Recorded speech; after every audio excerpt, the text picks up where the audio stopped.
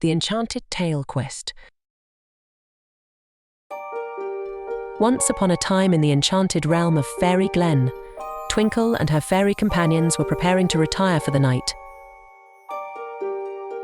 They had spent the day spreading magic and granting wishes, eagerly anticipating the embrace of sleep. However, just as Twinkle was about to close her eyes, a sudden gust of wind swept through her window, catching her attention. Peering outside, she noticed a trail of glimmering fairy dust swirling in the moonlit sky. Intrigued, she decided to follow the trail through the enchanted forest. As Twinkle followed the trail, the fairy dust shimmered brighter and brighter,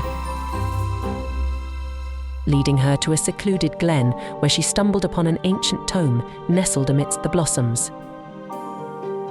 Eyes wide with wonder, Twinkle realized this was no ordinary book. It was the forgotten fairy tales, filled with stories lost to time. With trembling hands, she opened the book, unleashing a radiant light that transported her into a world of forgotten characters and tales longing to be retold. Among them were courageous knights, mischievous sprites and wise forest creatures, all waiting for their stories to be revived. Twinkle knew she couldn't leave the book and its characters without restoring their tales. Summoning her fairy friends for assistance, Petal, the floral fairy, used her magic to breathe life into the worn pages. Aqua, the water nymph, infused the illustrations with the sparkle of her crystal-clear waters. Luna, the moonlight fairy, added an ethereal glow to illuminate the stories. Together, Twinkle and her companions embarked on a journey to relive each narrative within the forgotten fairy tales. They traversed enchanted forests, scaled towering peaks, and danced under starlit skies. They laughed with the characters and shed tears at their trials.